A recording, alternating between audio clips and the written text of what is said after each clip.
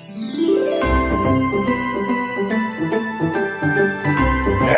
welcome to the High as Fuck podcast with your boy Joe Cool and Matt Jackson, the sensational one, Joe Cool over here. What's up, guys? So what are you doing? How we doing? I don't know. We're doing pretty good today. I had a pretty good week this week. Yeah, me too. There's some stress, but it's alright. Yeah, I went out last night with Pam and Nice. didn't even have to pay for my drinks. Nice. Yeah, didn't pay for none of them. I was going to, but, I had enough for one drink, at least. And my boy gave me, he had started one beer and he was like, nah, I don't even want the rest of it. And he gave me another drink and then just... Your boy? Yeah, fucking my boy Keith. Oh, okay. And he gave me some drinks, like some liquor drinks, which I didn't drink too much, which is good. Where did I go today? No, I went to the bank. You went, I worked all day. You worked all day. I did. And I was getting ready to leave the office, and my colleague and I hit the bowl outside of the office. Oh, wow. And one of our other colleagues came outside, and she was like standing in front of me trying to block the bowl, and then I shoved the bowl in my pocket because I was freaking out for a second. Damn. Yeah. We were smoking at work, and That must have been something else. I was freaking out. That must have been something else, man. Oh, man. Let's see. And then I went to the bank. No, I went home and got high again. And when I went to dinner, and I had to be just high enough that I was still functional. I couldn't be completely joed out. Yeah. Like we talked about. I didn't understand that. Bixby, I didn't talk to you. Shut up. This is the High as Fuck podcast. Yeah. Okay. Go like and subscribe. Yeah. So, shit, dude. Yeah. It was good times. You about got in trouble? I almost got in trouble with my wife because I was high. Almost got in trouble at work because I was high. Ridiculous. Then went and came here and got more high. Hell yeah. So, yeah. In his new comfy chair over here. Oh, yeah. I'm about to... Matt Jackson keeps telling me I can't move backwards and kick my feet up, but I'm about to. Nah. We'll go to sleep. Anyway. So we got this High as Fuck podcast. So what else did I do? I got to see Where's Tyler came over a little bit. Lighter? Lex's kid came over, my best friend's kid came over and played with one of the kids here, and it's been cool. Did that yesterday and today, and that was pretty nice. And got high with her, and it was nice. Played with sticks today and laughed my ass off. Our close friend that grows the weed. Yeah, it's always good weed. Oh my God, yeah, I know somebody else that sells that I've been like kind of smoking on a little bit here and there. It's been really good that he grew without no grow light, without no damn setup like other friends, and just basically outside. It was fucking crazy, but it was really good shit. It was real good shit. What else is let's see. No, some other shit. There's a new season of Fortnite coming out tomorrow. Well, I don't know if it's completely coming out tomorrow, but I know the end event, the event is happening. If anybody's involved in that or care about that. There's also a Survivor Series code for WWE 2K22 that you can go get.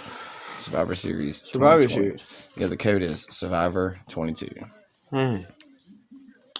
That's a plug for you guys. Yeah, and you get 2 card packs. Pretty nice. They gave you 2 card packs that is worth some good coins on it. That's the... Yeah. So, but yeah, and there's a new season of Fall Guys, which has SpongeBob in that shit. So that's pretty dope. Let's see. I don't know. I was gonna say something else. I had some other shit I was gonna talk about, but what did we do? I don't know. Did we do anything all together this week? No, that was last night. We went to Pam's house and played Rock Band. Oh yeah, we did do Rock Band. That's right. We do Rock Band. Yeah. Last weekend. Yeah. Yeah. We did a pod too last weekend too. Yeah. Survivor Series. We did. No, Survivor Series was lit. Our views for that did not compare with our prediction video at all. It's crazy. Of course not. It's the ones that they're interested in. It's the ones that we, they're like, okay, what are these guys going to say? Yeah. Because, 500 and some people tuned into both of those that we did as a team, in which I think and to be legit though, it is literally the highest 2 prediction videos on my fucking channel. This channel right here you're listening to right now, Wrestling Matt YouTube channel, because my name is Matt.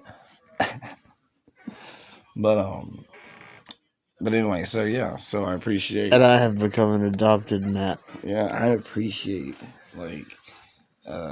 you coming on and doing your thing, man. I really do. I know I keep saying that like a broken record, but I appreciate it a lot, because I feel like, you got stagnant. You said it yourself. Yeah, I said, I was getting to where I was putting out late videos and they weren't going out the time frame they needed to go out, and in which I should have been doing it the whole time. But I guess I don't know. The beginning of this whole podcast started with 2 guys, and then it ended bad.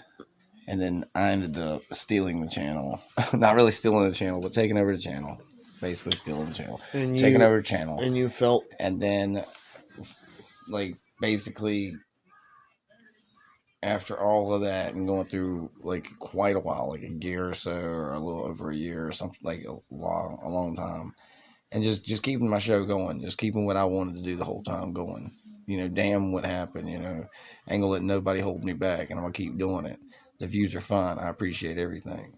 But then I find somebody that is actually willing to come on and do something weekly. And it was bi-weekly. Now it's weekly, which is pretty dope. And I think that the more people hear it and the more people, see it, the better. And I think the more our prediction videos get right, because my predictions for the last one, except for I didn't say I figured the Bloodline was going to win, so I knew anyway they were going to win. They were going to book them over the Brawling Brutes. Oh yeah, definitely. But I wanted the Brutes to win, so I knew that wasn't going to go my way. But everything else on the card that I wanted to happen went my way. Yeah, Finn and AJ. The women's match. I didn't really care. Becky won. Who won that one? But if Finn or AJ could win, I wouldn't care. Austin Theory won the U.S. title match. Yeah, no one cares. By some crazy stroke of luck that he fell on top of that shit. That was stupid. Sorry, this has become a mini prediction video, but that was our introduction into wrestling today.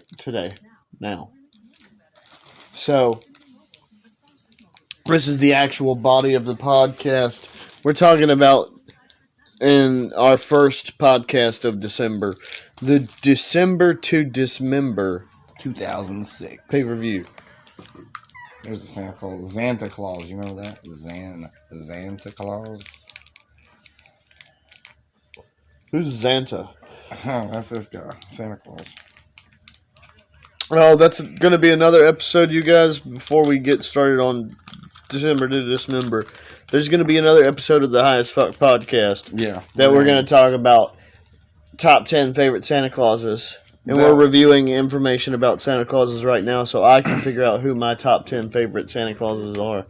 The pod will be released as a full-length pod, but then it will be sectioned out. Yeah. So, that's... Because people like long plays, and some people like short plays. So basically, when I chop it, if you want to hear what we're talking about right now, this is the beginning of the show. Because it's going to be what the main video is going to be called. It's going to be...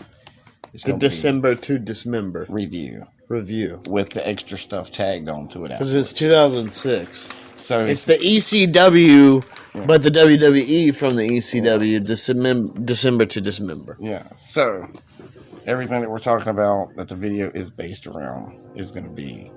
So you can stop watching if that's all you wanted to hear. But we're going to talk about other stuff afterwards. Yeah. All right, so we got December to Dismember, ECW 2006. So it's the WWE's reinvention of the ECW. So it's not the nitty gritty, old school, nasty ECW that you're used to watching. It's kind of got some nitty gritty high class. Yeah. You know. Yeah. Like it's got some class now. It's got some.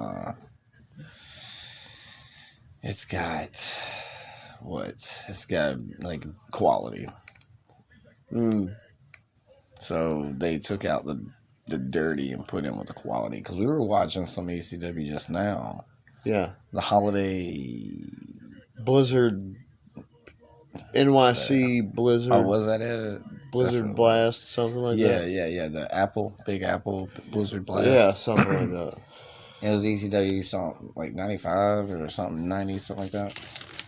And it looked really dark and dingy and just. Yeah, it was old school ECW. So, I mean, but that was what they had, and that's what they needed to keep. But seeing it in the lights and the glitz and the glam, it really just puts ECW over as a whole, I would feel. Because it's, WWE saying, okay, I see something with this, but let's do it my way. Yeah. But we were talking about it earlier. And if ECW had been recreated. So, all right, let's take when Vince McMahon bought ECW, WCW. Yeah. Okay. And let's throw Vince McMahon's production and money behind them like the WWE. Yeah, like we were saying earlier. But what if that happened? Yeah. But let them be separate entities. Yeah. And continue on the Monday Night War and let it go. Let Eric Bischoff have the WCW. Yeah. Let Paul Heyman have the ECW. And Vince keeps the WWE and does his creative control. And they all still go at it the way they would have if it continued. Yeah. But Vince controls it all. Yeah. Yeah. I mean, I think that would be a good idea. Because of the two, but not being told, being a secret. It has to be a secret that Vince McMahon owns. Vince can't, nobody can know that Vince owns it. That's the key. Yeah. And they couldn't have put it out live on television like Shane did when he said the WCW was going to be under him. Because basically when he took out WCW, he was basically taking out ECW as well, but not exactly. Because Shane and Stephanie they were in control of WCW and ECW. They were the general managers or whatever during that one time period. Yeah. So, I don't know how it would, anyway, been if it would have been like that. But that is a really good way. That's a whole podcast in and of itself that we could we could speculate on what that would have been. Yeah, we could create our fantasy rosters for each fucking promotion. Yeah, I've also thought about that. Like us sitting here doing a like a straight fucking draft. I've got Raw and another company, and you've got SmackDown and another company, and we have to sit here and basically grab who we want. Yeah. And I have to grab people who you're not gonna before you can get them. Yeah. So I'm definitely gonna be trying to grab some John Cena's and CM Punk. Probably my first one. So you better not say CM Punk first. Well, of course I would grab Undertaker. That would be. Oh my God, no. Shit, no. Let me have both of them. And you can have Sting. Yeah, I mean, see, those would be the first two I would grab is Sting and Undertaker anyway. Wow. So if you're going to grab John Cena and CM Punk first, then, I mean, I've already got the lock on the two greatest in professional wrestling history. Well, the two greatest would you even go for John Cena? Would you go for John Cena? Because if you don't go for John Cena, I would not put him second. I mean, I might. I don't know. That's my See, it jeopardy. depends on where we get in the draft. If I would get John Cena or not. I don't know. Like, it feels really bad, but I don't know if I can jeopardize John Cena not being like my first 2 picks.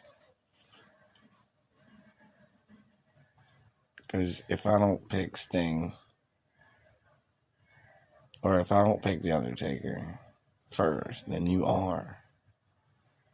But would you pick a CM Punk? It depends, again, where we get in the draft. Okay, so I might have to grab The Undertaker first. And then grab CM Punk. So then we'd have to figure out who gets to pick the draft first. How about nobody Who gets can have first CM pick in the Punk? draft? How about that one? And then I can actually go for The Undertaker. Nobody can have CM Punk at all. Nobody, except for me. He's because he's going to be wanting a good contract to me. It's a special deal. It's a special deal. You can have one special deal too. But I have a CM Punk locked down. He's already on my roster. He's my world champion, man. What the hell? Undertaker don't even wrestle anymore. What am I thinking? CM Punk, I mean, can, but, you know. Nah, I mean, Undertaker's on my roster from, like, his fucking debut. So is he your lockdown? Undertaker's your lockdown? Because I got CM Punk. I got to lock him in. See, I can't. Because then I can go for. I can't go ahead and say Undertaker's my lockdown because if you get a first draft pick, you can get Sting or John Cena. Yeah, I mean, like. Yeah.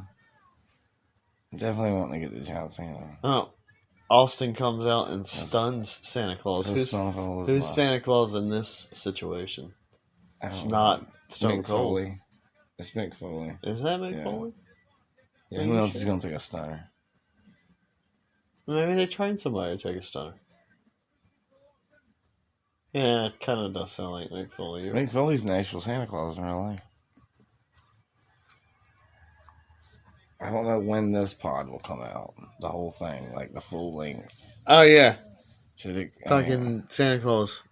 This is the highest fuck podcast. Yeah. I totally forgot we were recording a podcast. That's how high I am right now. Okay, so the Santa Claus one we will fucking do for Christmas then. Yeah. We'll put that one out. Yeah, God. I'm so fucking stoned right now. Yeah. Okay, so we got the December to Dismember. ECW 2006. The intro was good. You walked out for a minute, but it really just showed kind of the old school thing of like get you hype.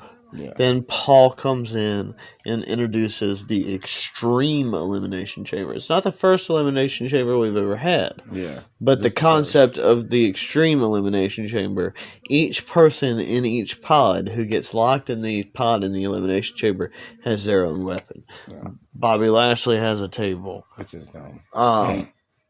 CM Punk had the chair. Big Show had a baseball bat wrapped in barbed wire, and then Test had a crowbar. Yeah. Yeah. And so and we're back here. Oh, you're back. Oh, we're back with the Highest Fuck podcast. What's up, guys? Yeah, we are straight back. We had an interruption. But it is all good. So we were just 18 What we were in talking about, the Extreme Elimination Chamber. And Paul Heyman introducing it as the first ever Elimination Chamber that had weapons. And we had just finished the list of the wrestlers and their weapons. Yeah. So we had Bobby Lashley at the table. Yeah. We had Test with the crowbar, a Big Show with a barbed wire wrapped baseball bat, and we had CM Punk with a chair, all in pods inside the Elimination Chamber. And then we had RVD, him and Hardcore, and then Hardcore Holly started the match. Yeah, and it was supposed to be Sabu. Yeah, but then Sabu got injured in the back. Yeah, and we find out about that a little bit later into the pay-per-view. Yeah, he gets taken out. And then so I think it was Hardcore Holly. So then Paul Heyman comes out. He's all distraught. He's like, "Oh, my main event is ruined now, and then he's like, "All right, Hardcore Holly, you're the one." Yeah, Yeah, and then he puts him in the match. yeah, He starts it off with Rob Van Dam. It was supposed to be Rob Van Dam and Sabu. yeah. So that's why I said earlier, I was like, what about that? That would have been great, right?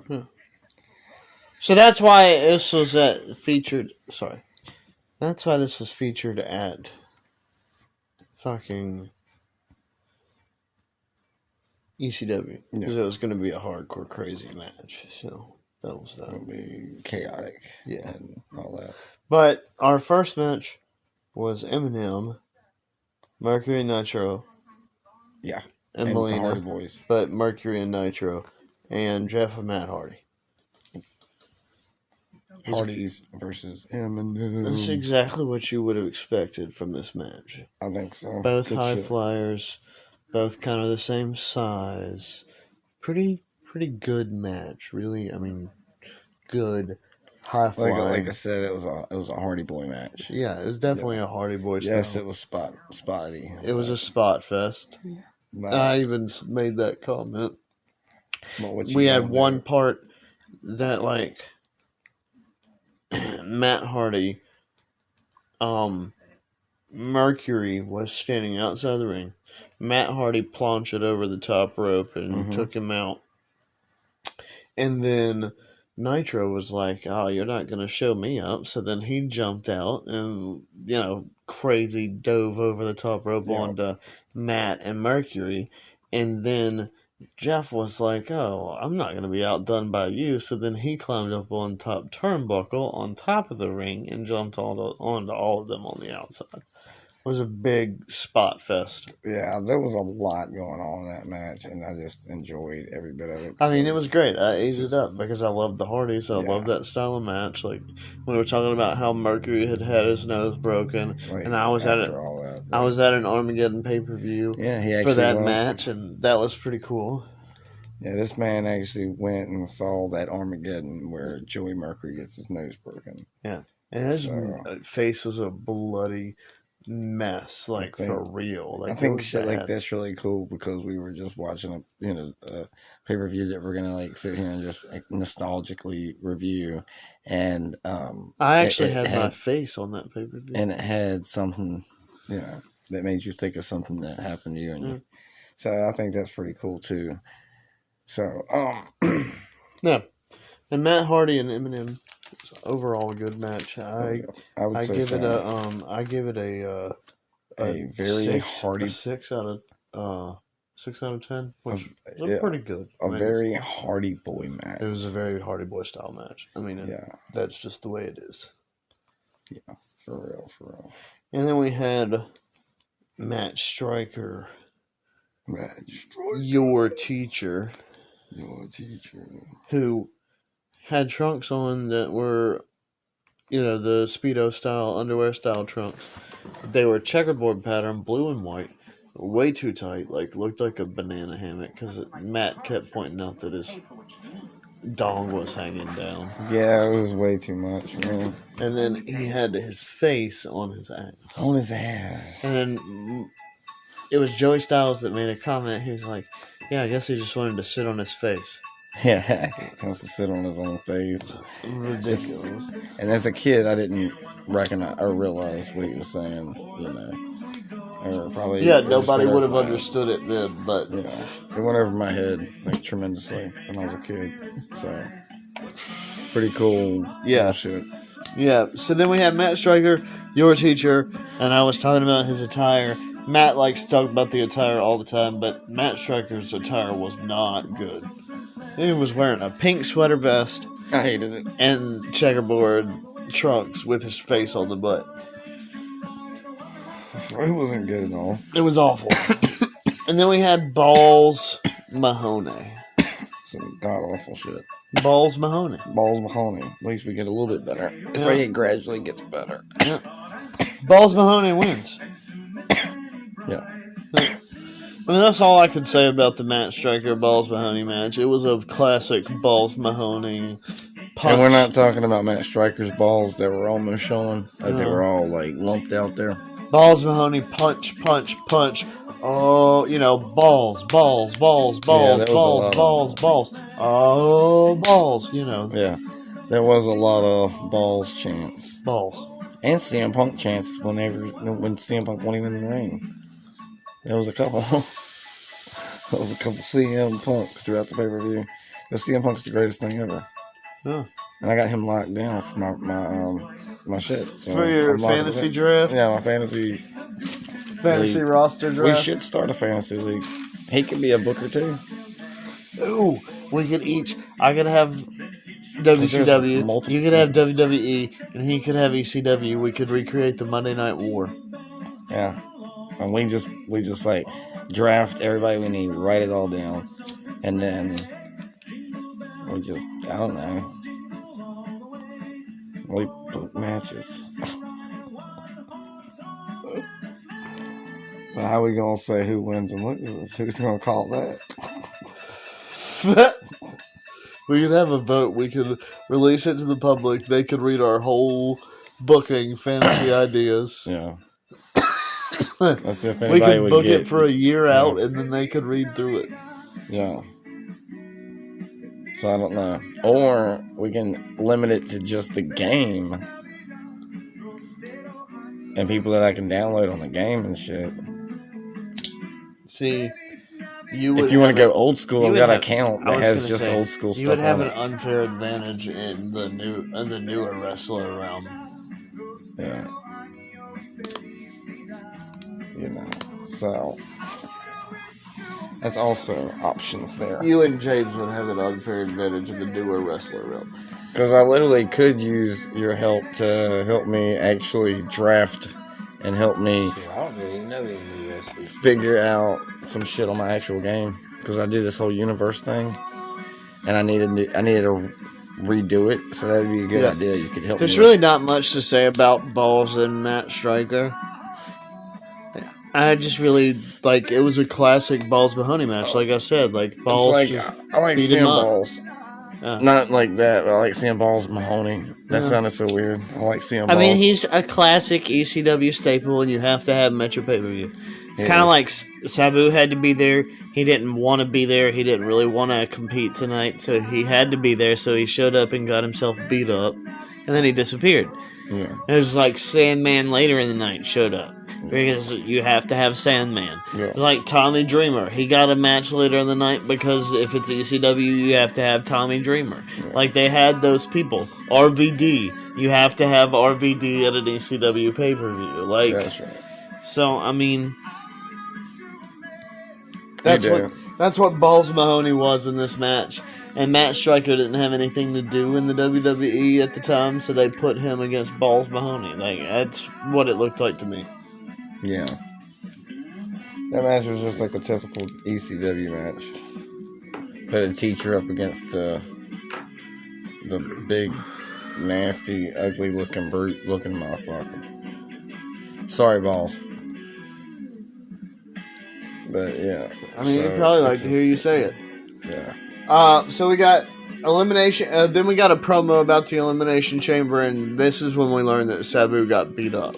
This is when Paul Heyman's coming out. They're putting Sabu on the stretcher. They're all worried about him. Yeah. Yep. Some good shit there going on in this pay-per-view, though. Then we had Guido and Mamaluke, the FBI. Yep. Fully The blooded Italian. full-blooded Italians. Was versus the Elijah Experience, Elijah Burke. And Sylvester Takai. Takai. Yeah, dude was pretty big, massive. They called him the Man Bear. So There was some good. I called him Man Bear Pig. There was some good double teaming. In this match, there were momentum shifts back and forth. The pace of the match. Yeah, it was good. I liked Elijah Burke. No, Elijah Burke. That's the Pope now. Yeah, he is good. And this was his early career, and he was good. And I was making a point that, once you've reached WWE status, you can do anything else you want to do. Basically. And, yeah. you talked about Elijah Burke just now. Where is he? TNA? He was as the Pope, but he's was it in NWA Oh, he's in the NWA now. as the Pope. Once you've reached WWE status, you can pretty much submit your resume anywhere and go anywhere. And if you didn't burn your bridge at WWE, after you go to somebody else for a while, once you get your contract up with them, you can be a free agent and go back to WWE, probably, as long as you didn't burn your bridge with them. Yeah. Before you left. Yeah. So, I mean, your career starts in WWE, you've got nothing to worry about for the rest of your life. Yeah, basically, yeah. You're hireable pretty much anywhere. I would have to say. Yeah. So, I mean, I have no argument with Elijah Burke being promoted. I mean, he worked his way to the WWE. It's kind of like I was talking about Shotzi, too. Like, she worked her way. She grinded until she was good enough for the WWE. And she got her shot at Ronda Rousey. And that is proof enough that she's good enough. Does that make sense? Yeah, because she came from the Indies and was doing the Indies for years before WWE even saw her. And for her to be brought in is kind of shocking. For the WWE to keep a hold of her that long. Just going on a track record with certain people. Yeah. So, we got Elijah Burke. Elijah Burke won and Turkai wins. I mean, I said this was a sleeper match. So it was really slow for me. Like, I didn't really care. Yeah. Yeah. It was just a regular old ECW show. Like a little, TV show. Yeah. But something you would put on, a regular TV show card. Pay-per-view card, I don't know. Yeah, it was like, I said it early. It was like WWE's attempt at NXT before NXT became a thing. That was their developmental level talent. Yeah, at least that's what, you can take it like that because, it was a company itself, but it kind of gave them, it's probably stemmed the idea of the Performance Center and all that. December. It is December, yes. It's December. Yeah. Believe it. I don't know what day it is, December something. It's December 2nd, so it's 23 days till Christmas. 20 days till Christmas. 23 days. 20 motherfucking days. 23 days, Matt Jackson, not 20. Yeah. Don't race it that fast. I still haven't gone Christmas shopping at all. Me either. So this was a whole year, y'all. Can you believe it? Yeah, a whole year, man. I feel like this year is just like jumped around like fast. Like, it's like bam, here we are. A lot of big things have happened for my family this year too. Yeah. Yeah, it's been one hell of a year. It's been good. A lot of shit's been going on. Like we had a lot of group get-togethers, and this whole year's been jam-packed with group get-togethers. Yeah, it has. We had Fuck the Neighbors. We had that was within this year, right? Was it? Yeah. Jeez. Right? Seems like so long ago, but right? It was like just wasn't like Fuck the Neighbors this year? Just yesterday. Or was it last year? That's crazy. I don't remember now, but yeah. The Fuck the Neighbors party was dope, man. I did a lot of crazy shit that night. Yeah, we all did. It's crazy. So then, That was fun. 3 almost. Oh my god, it's 2023 coming up. Close. Yeah. Y'all believe it? We're in the freaking year 2023. We're in the year 2023, and we're reviewing a pay-per-view from 2006. Yeah. We're doing something. A lot of people's doing it, so might as well. Close. We're only a month off, so you might as well say, we're there. Yeah. It's going to be weird for the first month writing 2023. It's like every time. Yeah. 2023, we should change up some shit. We should not fall back anymore. We should have no daylight savings time bullshit. We should just stay in the spring forward mode when it stays light all day long. Yeah. Instead of this, it's dark at 5. Yeah. Fuck that bullshit. Yeah. We need to stay light until 8:30 at night. That's why God should not be in charge sometimes. God is not in charge of daylight savings time, Matt Jackson. No, it's like And this is not a philosophical podcast. I know, I was just making a daylight joke. saving time is just pretty much irrelevant now because it was created. I thought it was to funny give in my people head. more time in their day. in the summertime. That's so and then when funny. you're not doing shit really in the cold time, you just It's your fault, fall motherfucker. back. I don't know. That's a general. It was made for like farming and stuff. It had like a huge influence on farming and crop times and shit like that. Yeah, well, we don't do that But shit. now it's all like machines and they can do that shit in a freaking snap of the finger. And, Right. You know, and they just plant all the seeds and like really pretty fertile ground. It's been fertilized, been toiled, you know, and Right. leave it and leave it. You know, how long do you think that shit's gonna last in the same fucking spot over and over again? Right. It's already. Oh, see, you said it's not a philosophical podcast. Don't get me talking.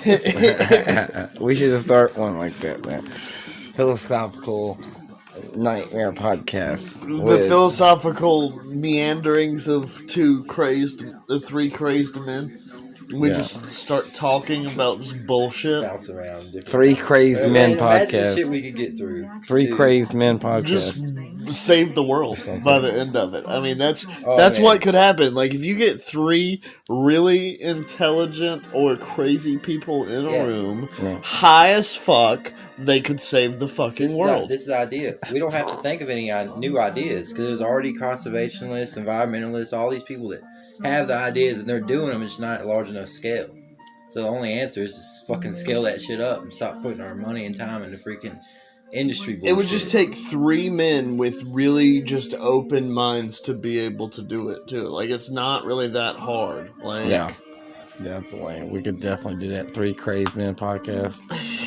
So much shit that people that is in action. Philosophy like it's a and- mandate, but they don't enforce it. You know what I mean? Mandate Like, podcast. you know, when the amounts of fish they're taking in, the amounts of dolphins are killing per tuna, and you know, the trawling. Like, how are you going to catch every boat in the ocean? Getting philosophical. Yeah. Getting philosophical. No. And there's people That's that word. like Getting game wardens getting and philosophical like things like with that. James. Freaking checking the oysters off That'd be the the podcast. Gulf, Getting and philosophical. checking the sizes and Or Jode Out. You know, Jode Out. The think Jode you Out catch everything. podcast. and We should do a oceans. TikTok where it's a Jode Out TikTok. Everybody always wants to say and you something just about get the on there and trees just do and some the crazy grass. house shit. Making Get our millions of oxygen. views. You don't forget about the ocean. We The can't. ocean do is our that. main oxygen producer on the planet.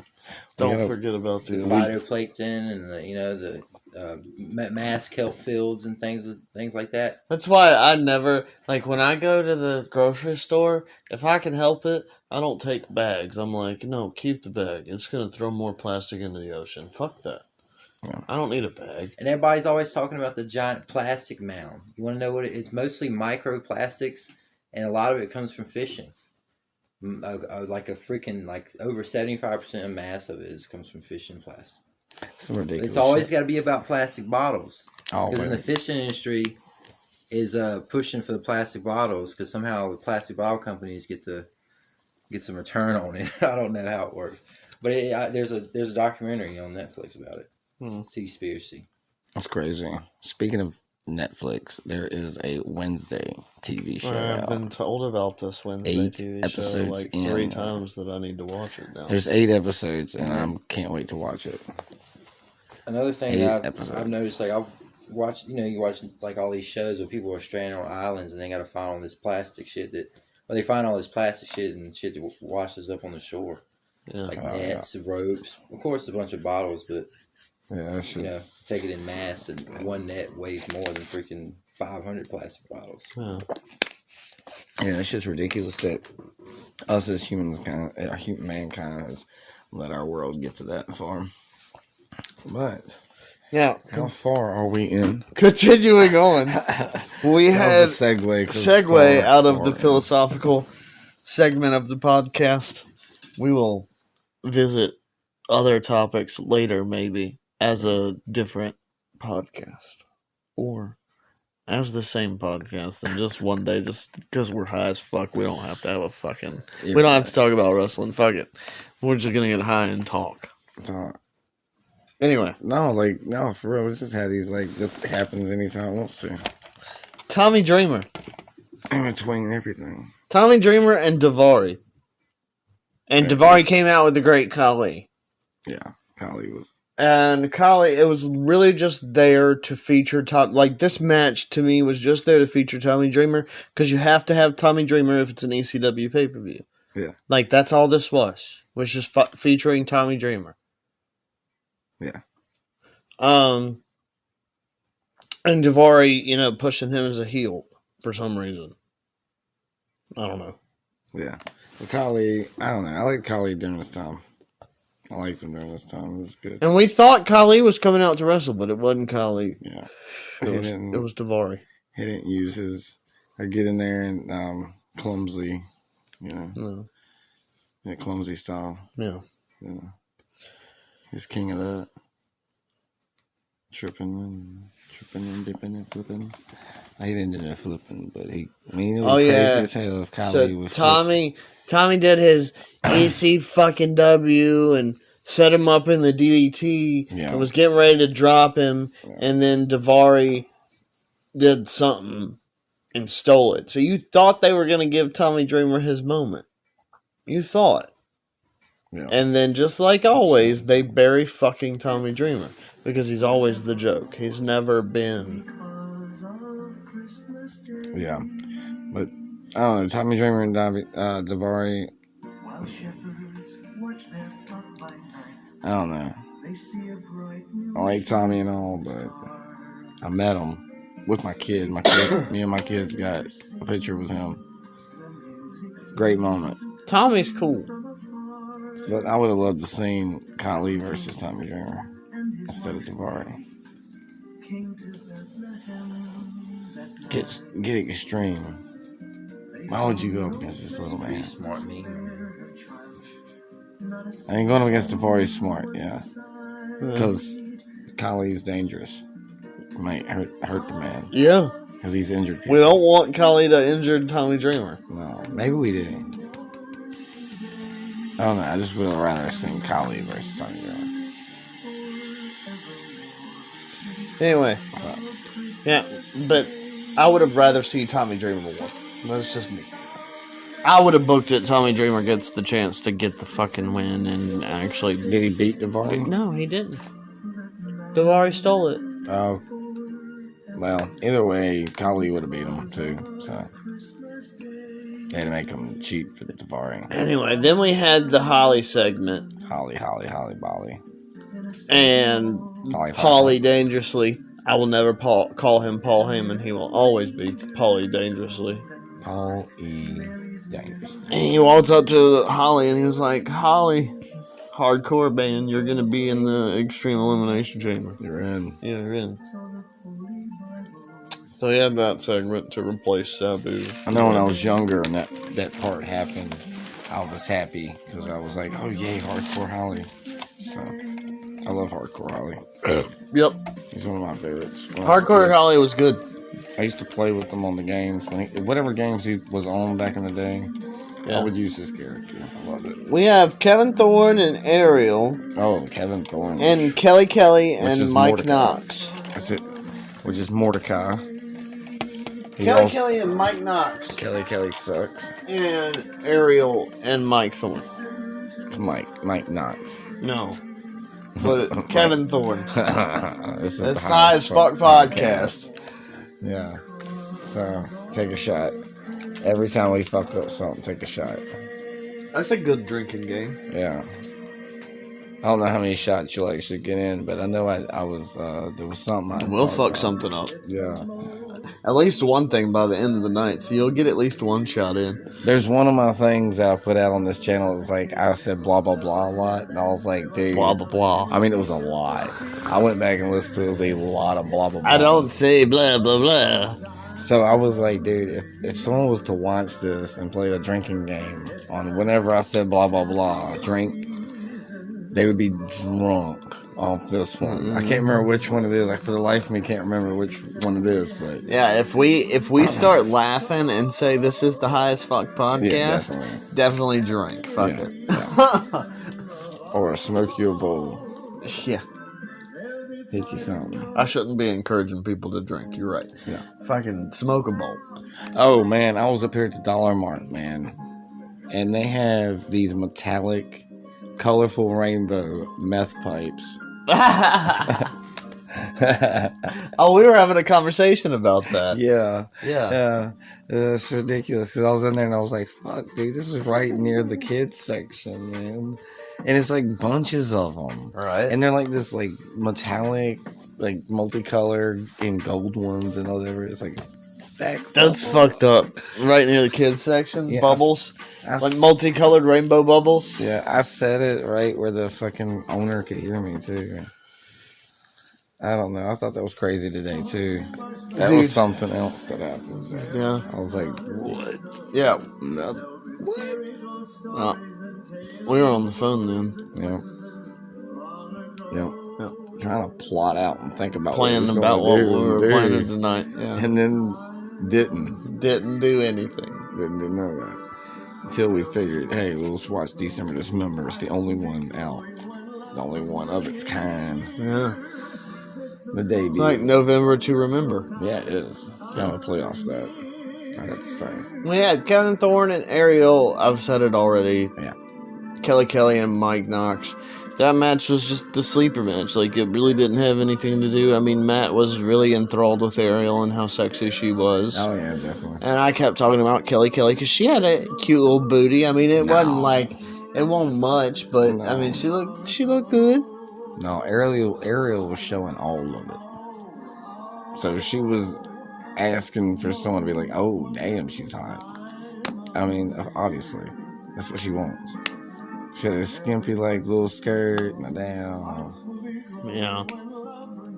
Why would you not do that? Why would you do that in the first place? Kelly didn't. That's right. Because she already knows they're going to look anyway. But Ariel went the extreme in that sex appeal. So it's even like for a man. Men do it too.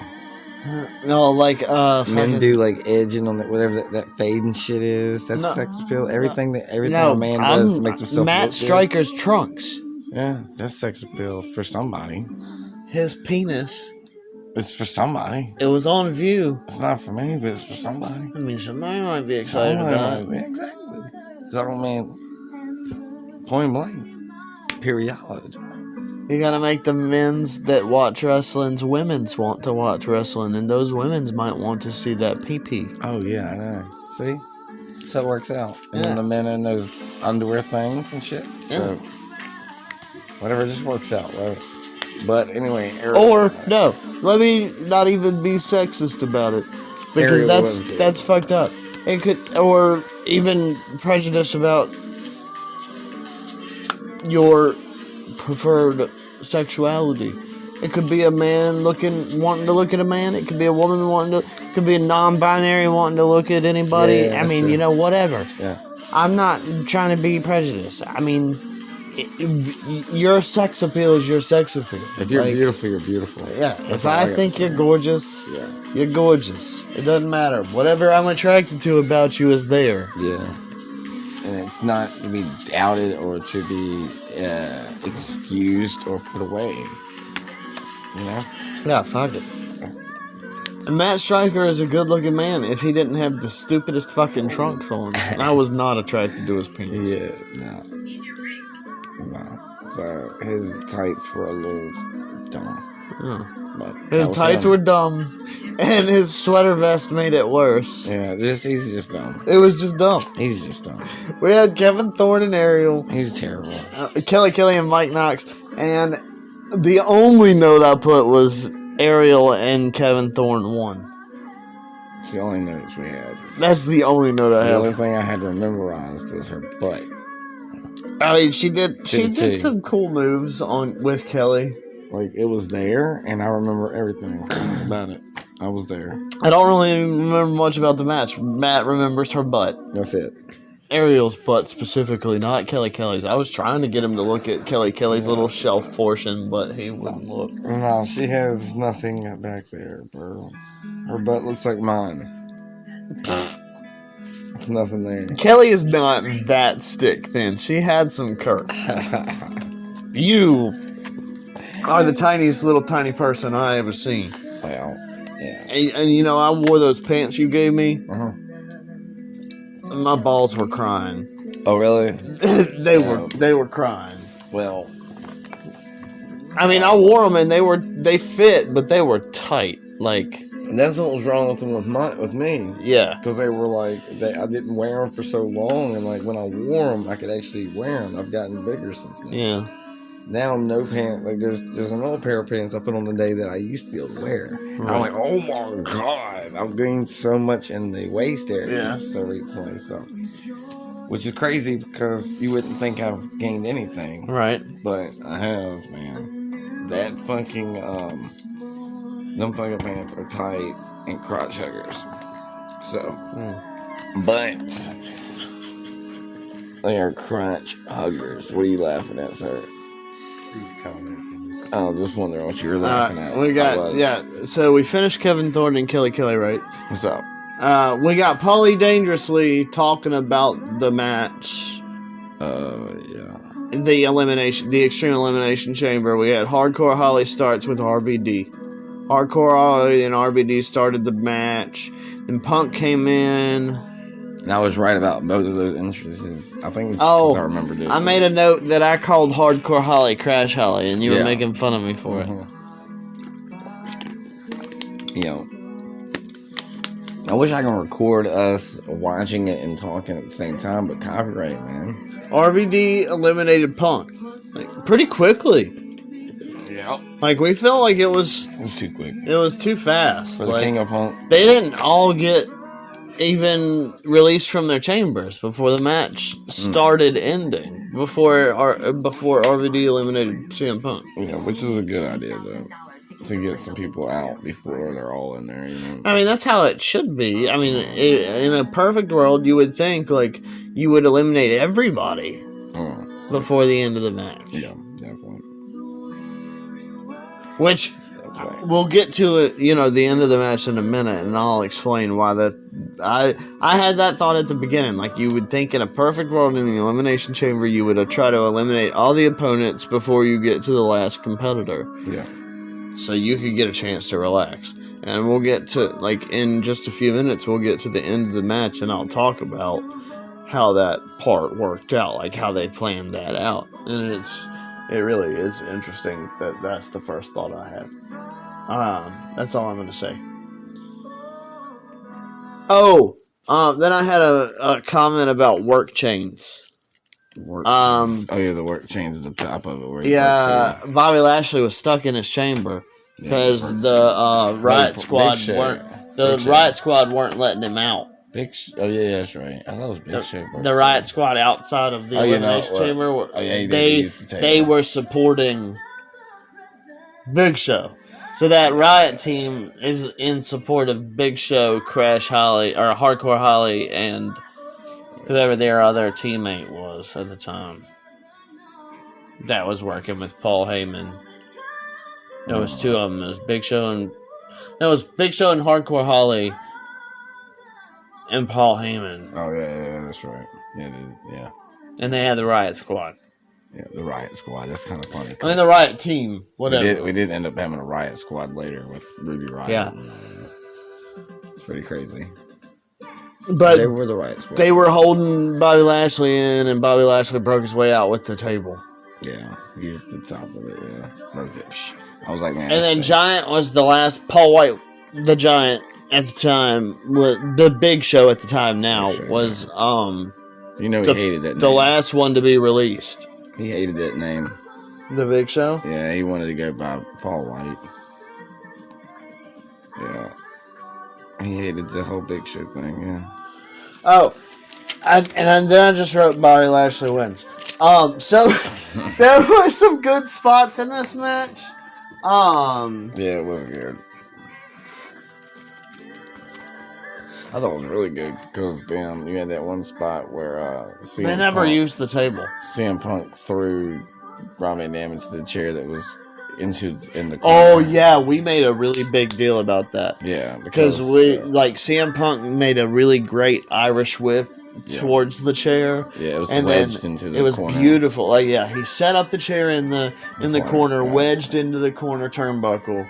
CM Punk then Irish whipped RVD really nicely, like it was beautiful, fluid Irish whip, and then RVD sold it perfectly too. Like it was It was beautiful. It was He a perfect bloody. moment. He was bloody as well when And he just went unconscious, just face through the chair, like, but. And if you could see my face right now, it perfectly captures it, but you can't.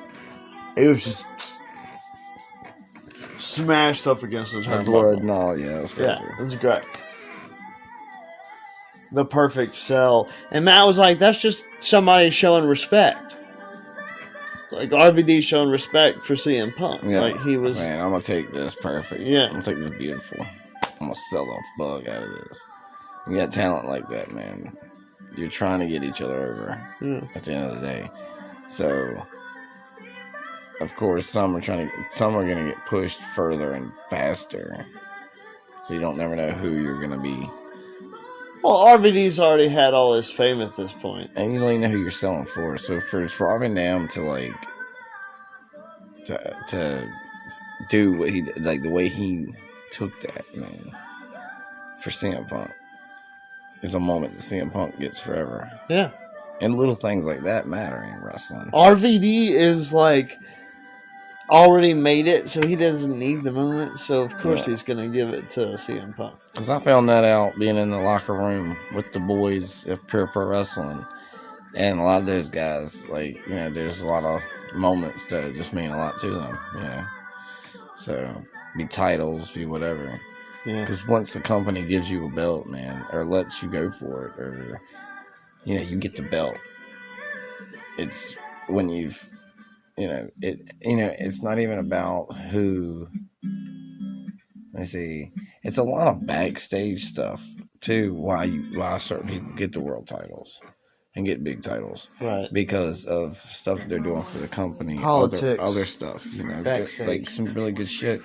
And it's not really who everybody would want all the time. Yeah. So it's going to be someone who's going to literally draw houses. It's going to be guys that can, you know, when they put out a show and they promote this guy, he's going to draw everybody there. Everybody's going to come to see that guy. And now for like AEW, we have MJF is the world champion. There's so much heat right now on the fucking company. There's so much heat with that belt. He's done changed the belt. It is a fucking, the strap is his fucking scarf print on the fucking belt, basically. And so much heat on that fucking belt. It's like one of the first times, other than Roman Reigns. This is heat that Roman Reigns I don't even think can get. John Cena. John Cena changes the title to a spinner. Well, yeah, that is okay. So that was a lot of heat for that change. Maybe that's comparable. Yeah, I didn't think fully on that one, but yeah, that is comparable. That was a lot of big heat on that change because that was just the world title and the WWE title, like just the regular WWE championship. And then John Cena also changed the U.S. title. Yeah, he spun that too. He got that spinner. I mean, I thought they looked okay. I own like the kids' version of the spinner. That's how I got on Armageddon. My poster was a John Cena poster, and it had the spinner. I had the spinner belt on it. Oh, yeah. And I spun it, and they put me on the video as it spanned across, and you can see my face for a split second down at the very corner of the screen. Oh, hell yeah. That's pretty dope. I have to pause it just at the right time. When I went to Raw, you couldn't see shit, really. Probably see a little bit of the top of the damn sign, but it won't nothing. WrestleMania, you couldn't see me at all. It was in nosebleed seats. Yeah, we went to WrestleMania. No, fuck. I was just happy to go, man. Yeah. I was just happy to I be had to there. watch the Jumbotron because I couldn't see anything. Most of mine, yeah. But I didn't care because it was a moment you'll never get again, maybe. I mean, it's a moment you could never get again. Because sometimes that shit's expensive. I was lucky as fuck to get free tickets to get on mine. Somebody just give me tickets because they couldn't go. That's crazy. Yeah, he calls me up. Or hits me up on Facebook and was like, yo, I can't go to WrestleMania at all.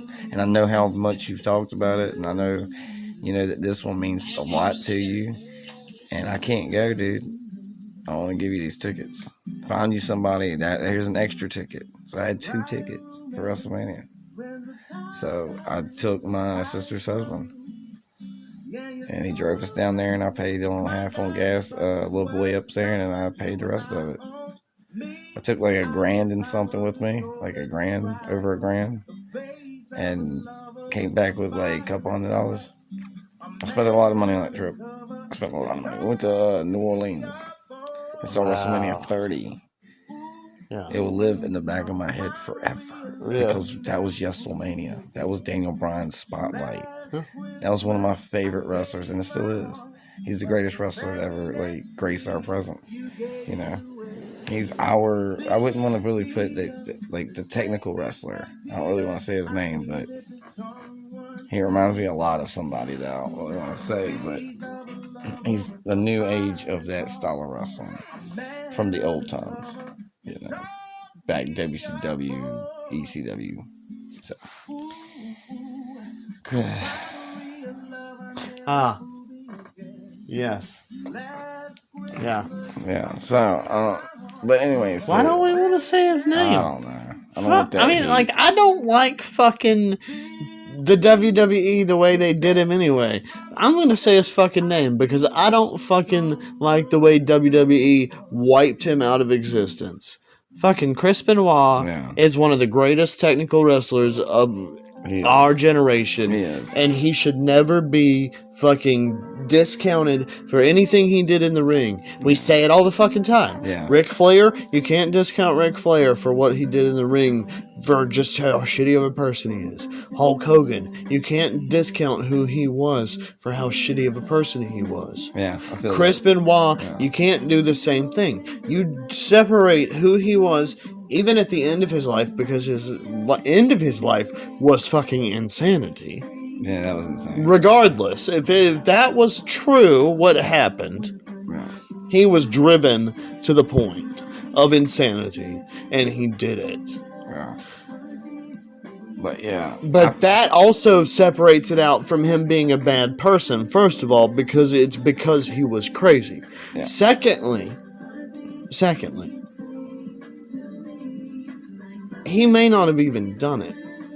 Thirdly, you have to separate his real life persona, even if he really did do it and he's not insane and he just got mad and killed his wife and son. You have to separate that person from who he was in the ring as a performer, as a wrestler. Yeah.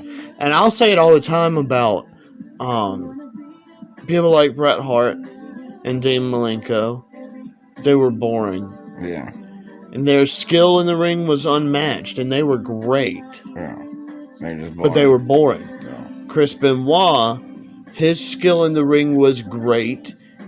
He was boring. He didn't really have much mic presence. Not a lot. But... not until the Ruthless Aggression era. But Chris Benoit made up. And even more than Bret Hart and Dean Malenko made up for his lack of mic ability with his wrestling talent. Yeah. He was one of the greatest of all time. Yeah. He was. And he didn't get much more than... I mean, he got the title a few times, so he got a little more than Jim Duggan. But I would say he was one of the workhorses, too. He didn't get a whole lot in his career. He had a career that was cut short, too, because he would probably still be going. But sorry, I got on a soapbox. I get mad when people do that to Chris Benoit, so I needed... And we've had that conversation before. But yeah, I needed to give him dignity of saying his fucking name. He's not... Daniel Bryan does everything he does. He's not Voldemort. Yeah. Like, what was his name? Fucking Bryan Danielson. So... he reminds me of Chris Benoit, and that was the pay-per-view of my, like, that WrestleMania was like the greatest thing. Like, goddamn, and it happened on my kid's birthday. So they were babies. They'll never remember, but so that was the only thing that like had me down. It was like, damn, my babies, you know, but we did do a big birthday party because WWE were giving out all these party supplies, WWE style party supplies, right? And I came home with like party supplies, and we did our birthday all WWE because they were liking it at the moment, so whatever. And they got stuff like that, and I brought them home all kinds of cool stuff. Nice. I got married some this cute shirt or whatever. I think it was that time I got him that. No. That was never mind. That was when I did the Jerry Springer shirt. I got him this cute shirt. It was a superhero shirt or something. Like, it was cool. But yeah.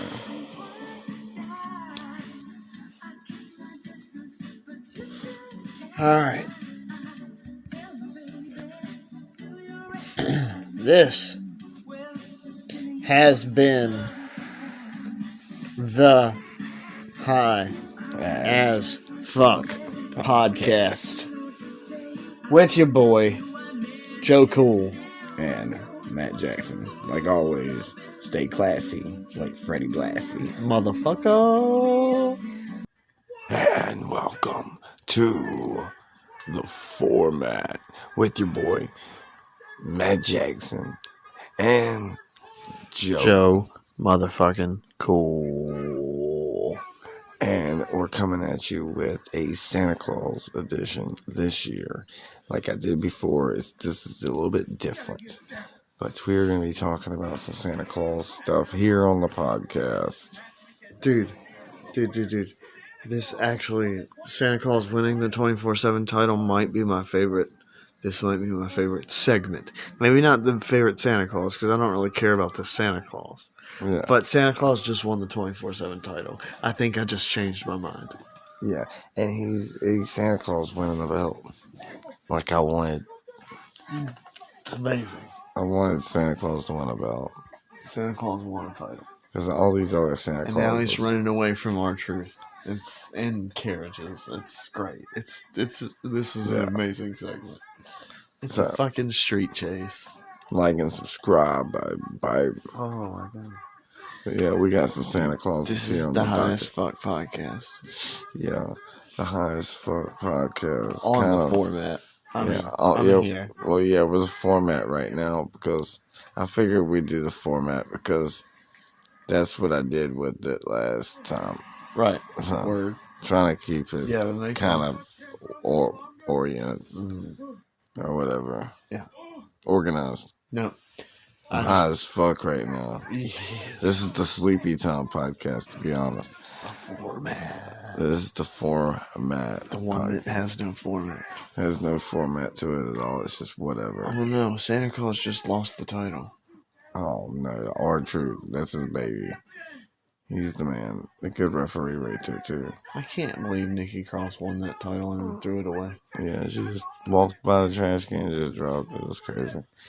So our Santa Clauses. Okay. There's so many Santa Clauses. We've watched this whole entire There is a special list of Santa Clauses. There's a special on the WWE Network on Peacock called Seasons Beatings. And it's some other title too. Something Seasons Beatings. Oh, WWE Best Of. It's that series. It's a series on there Best called of series. WWE Best Of series. And this one's Seasons Beatings, which is all like the Christmas spots that were really dope. Yeah. In the WWE history. Winter spots, Christmas spots, December spots. Yeah. With like, Santa Claus. Right before Christmas, the Miracle on 34th Street fight was a big deal. So, like 3-4 times or so. Yeah. So we have a lot of that going on, and you have a lot of, just Christmas themed stuff. Yeah. And you've got, the weapons. Are So I will say that my least favorite, I mean, hands down, my least favorite segment was the segment with $1 Million Man and Santa Claus. Obviously the worst segment. It was stupid. Yeah, it was pretty dumb. I didn't even listen to it. Like, it had the $1 Million Man. It was old, like really old. And I was just like, this is dumb. I don't want to pay attention to this. Yeah. Pretty fucking gruesome. I don't like Ted DiBiase. I don't have anything really against him. I just don't like his character. I never did like the $1 Million Man. Yeah, me either. I didn't really like him either. He had probably one of the worst gimmicks ever. Disrespecting children. So, he disrespected a lot of fucking children. And I didn't appreciate that shit. Tajiri Santa Claus is pretty cool too. Who? Tajiri Santa Claus. Tajiri Santa Claus. He was a pretty decent one backstage. Tori Santa Claus was good. Yeah. So they were pretty fucking decent. McMahon and Austin. Austin. Yeah, Austin was Santa Claus. Yeah. Kurt and Santa Claus. Kurt Angle and Santa Claus. Oh yeah, these are matches. Kurt Angle faced Santa Claus. Batista and Santa Claus. Batista beat Santa Claus. Santino, Trish, Cena. Nothing about Santa Claus for some reason. I don't know why. Yeah, something like something. Oh, so yeah, this is it. I've got it now. Definitely, number one is Mick Foley Santa. Mick Foley Santa's my favorite Santa. What was that situation? It was Mick Foley with Alberto Santa. That one where Santa got hit by a car. Yeah. And then he had the magic come back and all that. That was the number one, and then Big Show, Jericho and Hornswoggle was good with the DX. Yeah, that was entertaining. And a lot of the Christmas spots with Hornswoggle were good. Yeah. I like Santa Claus. I like Stone Cold as Santa Claus, of course. Yeah, that was pretty good. It's like crazy that he. But the best one, of course, Santa. is the Mick Foley and Alberto Del Rio. That was the best segment, for sure. Had been good. But I really Hornswoggle got his voice. Yeah, his voice from Santa Claus's voice. From which one? Which one was that? Where Santa Claus gave Hornswoggle his voice? That wasn't the same one. I don't know. He let Hornswoggle talk. It was the first time I ever heard the Hornswoggle talk. Yeah. It was that. So.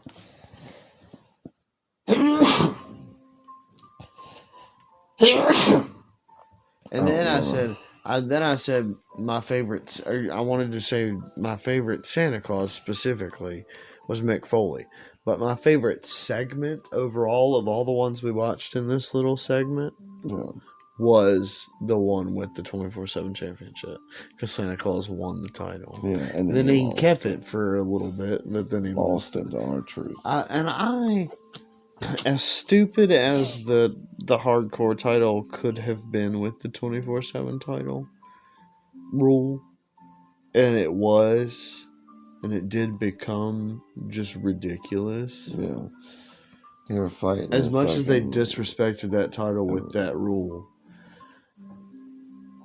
I still appreciate the rule for what it is, and I wish they hadn't let Nikki Cross throw away the title just to get rid of it, because I like it for what it for little segments like that could happen whenever. I mean, and it doesn't even have to be like that big of a deal.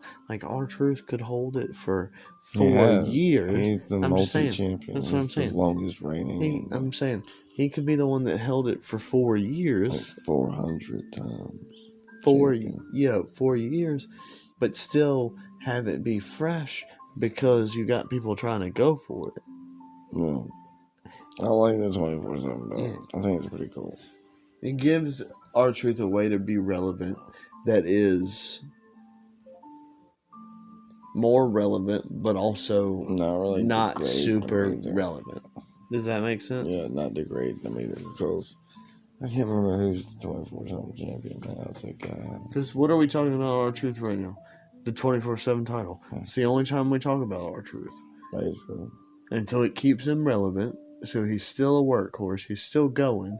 He's still making money for the company. He's 50-something years old, dude. Still going. He's got the Undertaker vibe. He's going to be riding it out for the best. Until he retires. He'll go. He can go. He's crazy. He is. He's fascinating. He's insane. He's a phenomenal. Psychotic. He's crazy. Psychotic.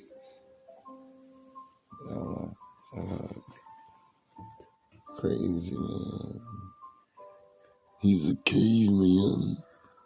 Oh, is that Macho Man coming out? Oh no. He's a caveman. Oh, guys, I think we got an appearance of the Macho Man. This is the caveman. You know. You get a wine and Is dine that with Jay coke and Lethal beans. Macho Man, or is that Macho Man? I don't know. Oh, baby, you know. Because Jay Lethal, oh my god, like, Jay Lethal. Oh, there's Dusty. He's out.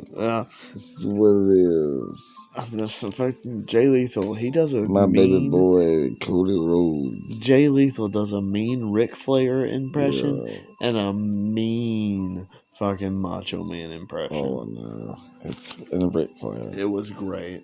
It was a Ric Flair. His Ric Flair was good too. And I watched him and Ric Flair off on TNA. Like, I watched that interaction and I was like, Yeah. I said, I was amazed they did the Ric Flair off. It was like a mirror of Ric Flair in this black man's face. Like, it was amazing. Yeah. Like, it was 2 to 2. 2 to 2. It was like... Throwing the suit jacket, the drop, the elbow drop, everything. Just fucking Ric Flair off. It was like, fuck them up, beat them up. Like a million uppercuts. Or we're going down swinging. It's like Matt Jackson going up against the Macho Man as the Macho Man Randy Savage. The Macho Man Savage. Ooh, Snap into a Slim Jim. yeah. I don't know. I'm gonna tell you something, baby. I hear voices in my I head. hear the They voices counsel in me. my They head. understand. They talk to me. They talk to me. They talk to me. My baby boy, Cody Dusty. Dusty, What's your up? baby boy was in that video package we watched about Santa Claus earlier. That was not my son. The I renounced my faith. The Dustin Rhodes was back there. It was Dusty Rhodes. The Dustin The Dustin. Rhodes. With the face paint and the gold. That baby. That baby. That Gold baby. dust, your baby. That's my firstborn. That's my firstborn. He's my Dustin baby boy. Rhodes. I got my Cody Rhodes. The second generation superstar. Second, third generation superstar. So let me talk to you. What is up? Dusty Rhodes, ladies and gentlemen. Yeah. Thank you, Yeah. Dusty and Macho Man, for Yep. joining us. Yep. You know. It's all good. So, what else is going on? What's the next? Santa Clauses. Oh, Santa Clauses. We had Got to kidnap this Santa Claus. We had the one with Santa and Santa Hornswoggle. Is this a compass? Oh, and Sheamus. Hornswoggle. Sheamus. Sheamus got eliminated by Hornswoggle in And a he was battle good. royal. I thought this man was gonna bro kick this damn midget outside the ring. Just pop! Man, kick him. No. Instead, he embraced it. Yeah, Hornswoggle freaking eliminated Sheamus. That's right. They went through a whole battle royal, and Hornswoggle hid under the ring. And I was like, that is so fucking smart. He didn't get into the ring at all. He hid under the ring the whole match. Then he came out and he eliminated one of like the jobbers. and he just pulled him out and made sure his feet hit the floor. So he eliminated Before that even kid. entering. Yeah. Then he climbed back onto the ring. And then he hid for a little while, and they pulled him out. And then they put him in the ring with like all 5 of them. And I don't remember how he survived that situation, but he got out again. And then he climbed back in when Sheamus was the last one in the ring and thought he had won. And then him and Sheamus squared off, and they both climbed out on the apron because Sheamus was trying to make him get out. And he was going to, instead of throwing him over the top rope, he wanted to give him a chance to be nice, to get him out of the ring nicely. And Hornswoggle was just going to, give up, essentially. But then Sheamus got cocky, and they were both standing right out there on the apron. Sheamus jumped up to like push Hornswoggle off because he wouldn't go willingly, and Hornswoggle just pushed his leg just enough to where Sheamus's both feet hit the floor, and he lost. Oh. Yeah, that was another crazy thing that happened during the video package. Yeah, this is a really neat little thing they put together. Seasons beatings, with a collection. I was really Christmas upset about inspired Santos, stuff. but there wasn't a lot of Santos that I really wanted to see. I feel like, but maybe I just remember Austin doing it a lot, and it was all his times that he did it was really good. But yeah.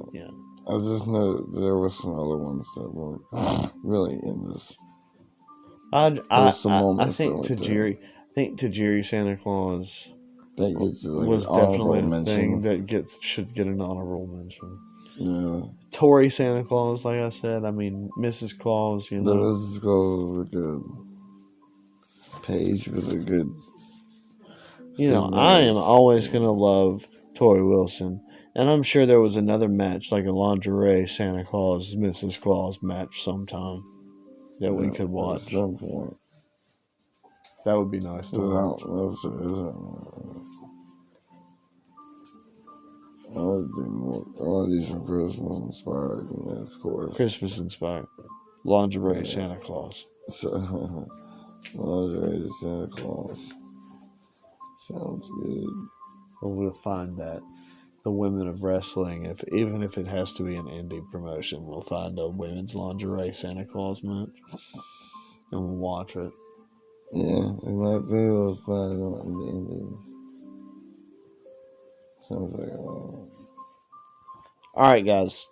This has been the format. Alright, well, Mick Foley's the best. Mick Foley is the best Santa. Then there was Jericho. Jericho was probably second. And the Hornswoggle whole situation with the Jericho and the DX and all that. And then I think the Tajiri Santa Claus gets an honorable mention. The worst Santa Claus is the $1 Million Man.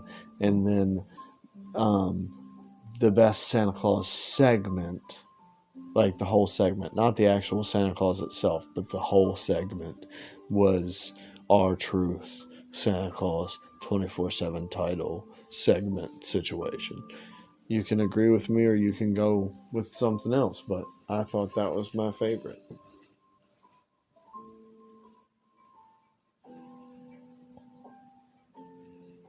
Oh, yeah. I mean, that was my picks.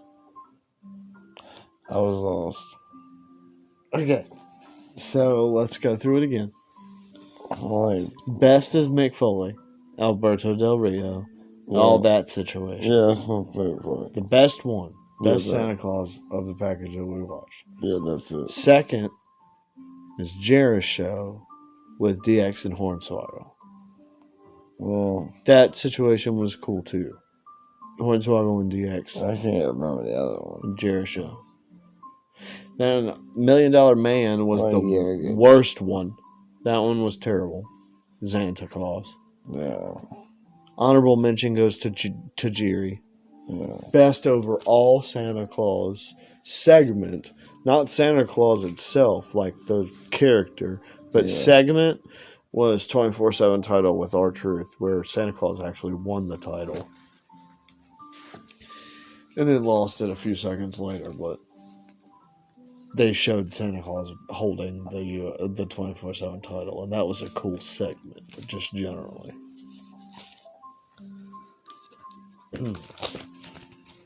Yeah, The R-Truth 24/7 title in Santa Claus was cool. yeah, Mark mad all the time like that belt. Right. Well, Santa Claus won it, and that was funny to me. I like that segment. They got pinned by dude. And they were doing a high speed chase in horse carts, horse-drawn carriages. Yeah, this is crazy. Wild shit. Check it out on the WWE Network. Yeah, check it out. It's funny. Seasons beating. Dirty. There's a free promotion. Triple H, give us something. Yeah, give me like some money. Shit, send me a lot of damn cash out. So we could spend money to buy this weed so we can get high as fuck and talk about your product. Also, I'd like to get some Christmas gifts and some weed. But like, let's go. Send them shit. Send the money. All that shit. Send it now or for hold your pieces of gold. This has been the format podcast coming at you live and in person, but now we are out. No, the format. This has been the format. I said the format is out. Happy holidays. Merry Christmas.